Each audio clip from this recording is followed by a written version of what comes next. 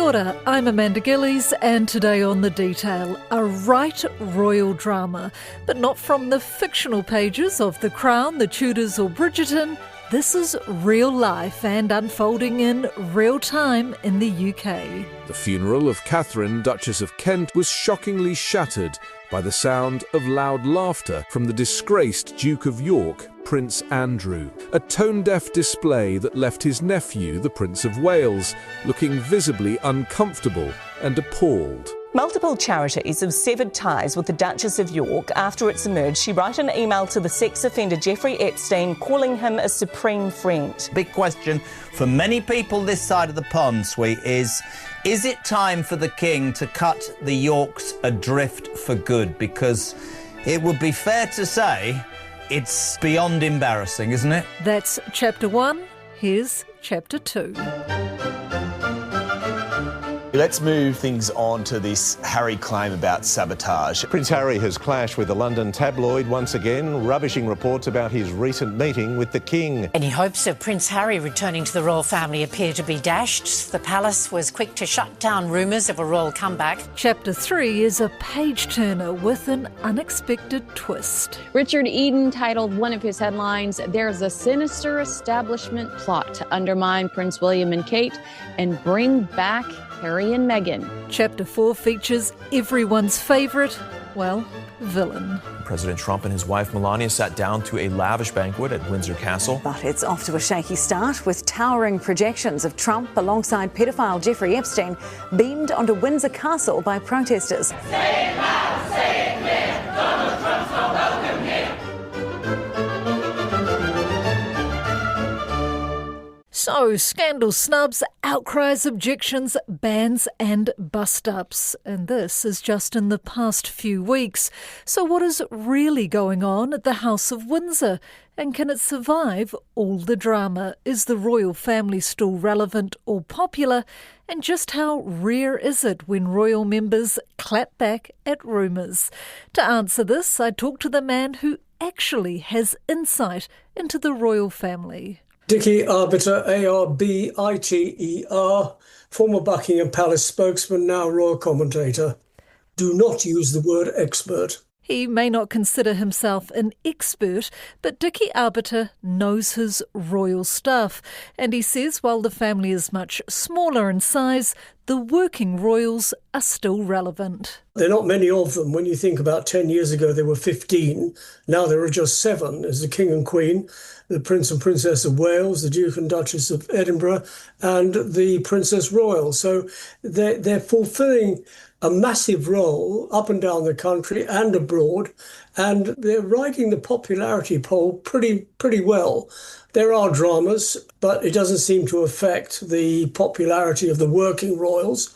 There are people with opinions about those who are not working royals, the exiles in Montecito, California. That would be Prince Harry and Meghan. And the divorced couple living in Royal Lodge, Windsor. That's Prince Andrew and Sarah. They become irrelevant to the whole mantra of the royal family, but unfortunately the media love doing stories on them, so they're there all the time.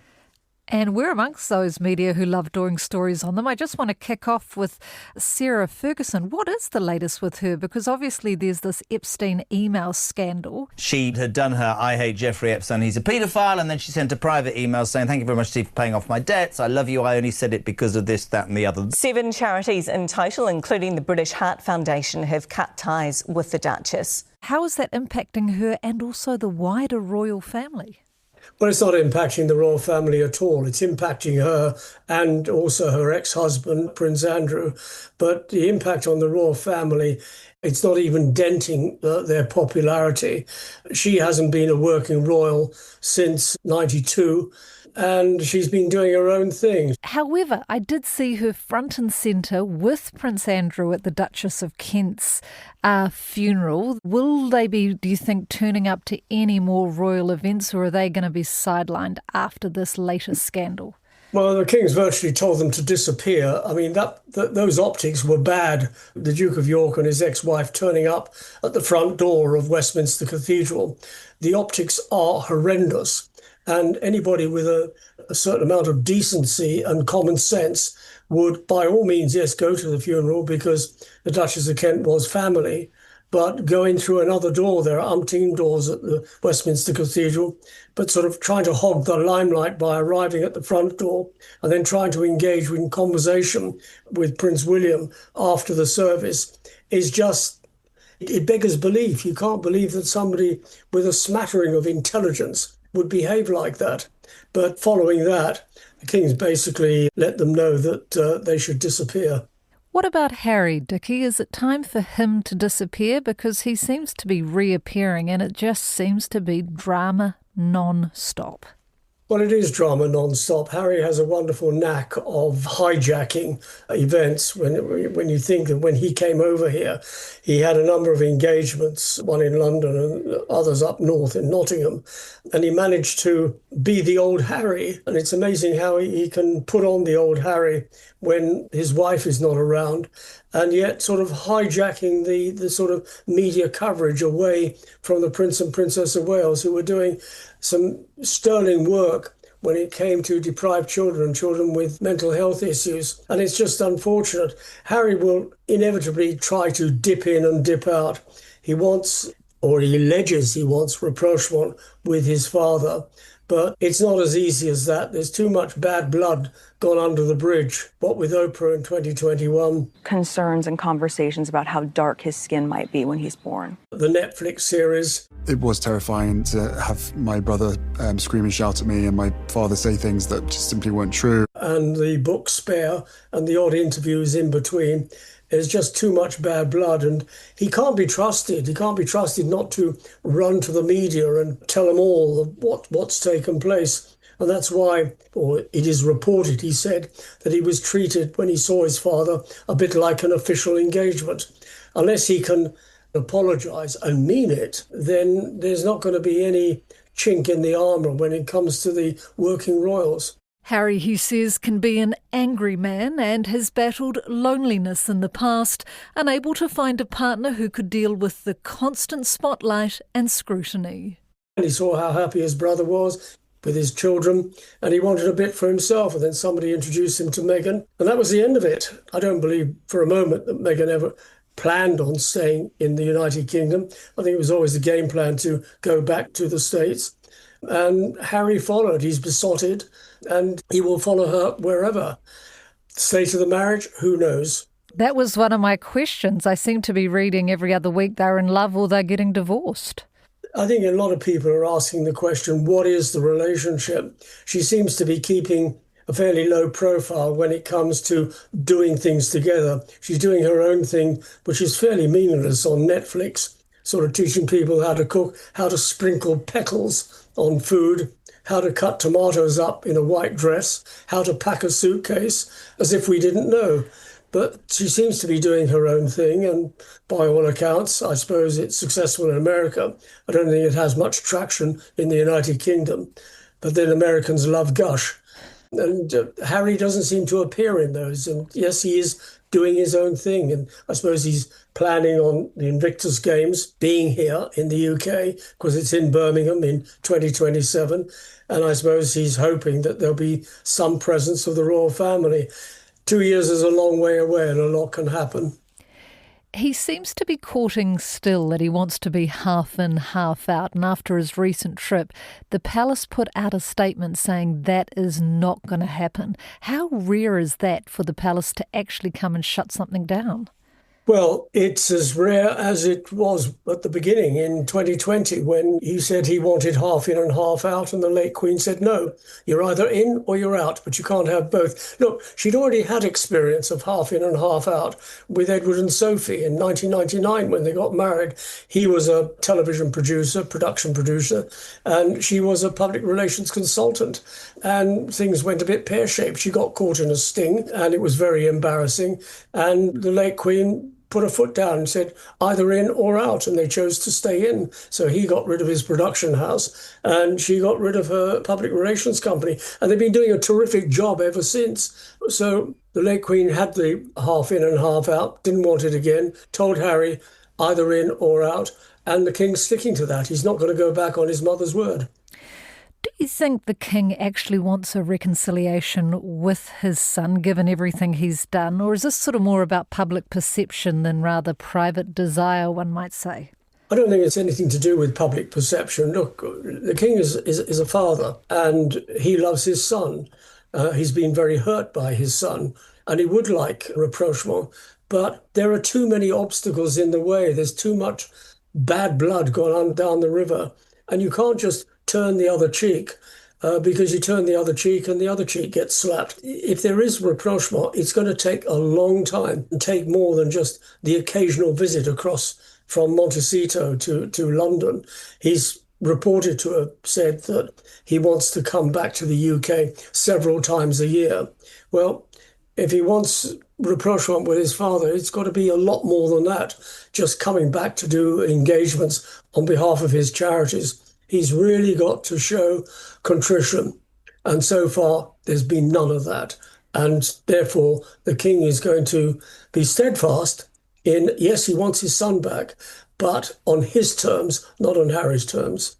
Harry has made a couple of comments that sort of allude to the fact that the king may not have much time left. I don't know how much longer my father has. He won't speak to me because of this security stuff. Health-wise, how is King Charles at the moment? Well, firstly, what Harry said is in completely bad taste. You might think that, but you don't say that publicly. The king is doing incredibly well. He's still having treatment once a week for an undisclosed cancer, but he seems to be working up and down the country all hours. I mean, he had the state visit by Trump. He's had engagements. He's had audiences. He's currently in Scotland. He is doing incredibly well under the circumstances. So he's a gritty person and he's a good person. He loves meeting people. He loves talking to people. This is one of the things that upset him when it first became known that he had a cancer and he wasn't allowed out. He was able to fulfill his constitutional duty, but as head of state, but he wasn't able to fulfill his other duty as head of nation, which is going up and down the country and meeting people and meeting organizations. But thankfully, he's doing that now. So he is a hard worker. He's ably supported, tremendously supported by the Queen, Camilla, and she's been terrific for him. They are an ideal couple and they work hard, not just for themselves, but for the institution and for the United Kingdom and for the Commonwealth. What is his relationship like with William? Because if I'm to believe the Daily Mail, there seems to be some sort of conflict. Whispers of tension between Prince William and King Charles have been swirling across the United Kingdom, with recent reports hinting at friction between the monarch and his heir. True or false, Dickie? Absolutely false. You know, the newspapers look for a story, and when there isn't one, they look into the sky and they pluck something out of the sky and run with it. There isn't bad blood between the two of them. William's actually been up there this weekend, up to Balmoral, Walter Burke Hall. He and his father are often together privately, talking, discussing the sort of constitutional duties and what have you. They have a very good relationship. They do different things. They have different ideas, but their relationship is good. And whatever you read in the paper or on social media, which is quite frankly is a bit of a cesspit, don't believe it. Don't believe everything you read. Their relationship is good. And you've got to remember that William, while he's a job as Prince of Wales, he's also a dad and he's also a husband. And he has a wife who's coming out of that sort of dark tunnel of having preventative cancer treatment. And it hasn't been easy. 2024 was a bad year for him.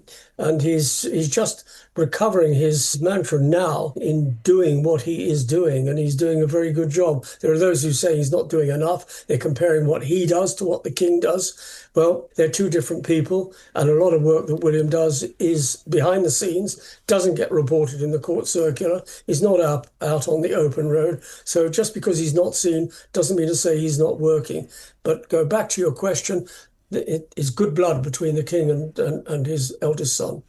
Just on that, royal commentator Richard Eden has just come out and basically said there's been some sort of media plot to see William and Catherine in a negative light. Eden writes, over recent months, the Prince and Princess of Wales have faced a relentless public relations campaign waged by Prince Harry and Meghan Markle aimed at restoring the California-based couple to the affections of the British public. Worryingly, King Charles has been drawn into this, aided by some key figures of the establishment behind the scenes. Is that true or not? Is that just sort of adding to the drama or clickbait thing, or what's your take? You've gone the route of the growth industry, royal commentators, more royal gossip rather than commentator. But no, again, I have to say, do not believe everything that you read. Newspapers and newspaper reporters and commentators, whatever you want to call them, they have space to fill. They have a job, and their editors are breathing down their neck saying, we want a story, and they've got to fill space. So they fill space. Very easy to fill space. You know, what's read today is forgotten about tomorrow, unless it's, other people in the media who will raise the issue, as you have just done. Now, Princess Catherine, you did mention, obviously touched on the fact that she was diagnosed with cancer. How is she doing? She's looking terrific, and she is doing a great job. And last week she was out and about with William, and that is good news. They feed off each other. They're a good foil for each other, and they work well together. And people do like seeing them together. It's a bit of a bonus when they are both together. She's doing well. She's conscious that she had preventive treatment that finished a year ago. There's no saying that it's worked. We don't know whether it's worked. Fingers crossed that it has worked, and that she doesn't sort of come down again, having to have more treatment. But at the moment, all looks pretty good. She's a good mum, she's a good wife, and she's a good Princess of Wales for the country. And she was the star of that recent state dinner with Trump. Would she be number one royal now in popularity stakes, do you think? Oh, we don't go into popularity stakes. It's a great media fest when they're sort of pitting one against the other. Who does the most engagements? Who's the most popular? They're all popular. Love that, Dickie.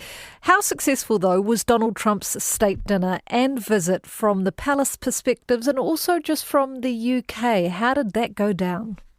It was extremely successful. There were a lot of extra things that took place. For example, there have only been 4 American presidents, well, Trump 2 and 2 others, like George W. Bush and Barack Obama in 2011, George W. Bush in 2003, who've had state visits. All the other visits have been either semi-private or official.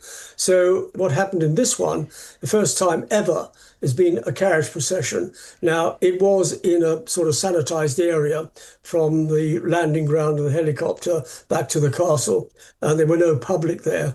But Trump obviously wanted a coach procession, and he would have told State Department, make it happen, and it did happen. The other thing that was an extra add-on was the beat retreat ceremony, which was terrific to watch.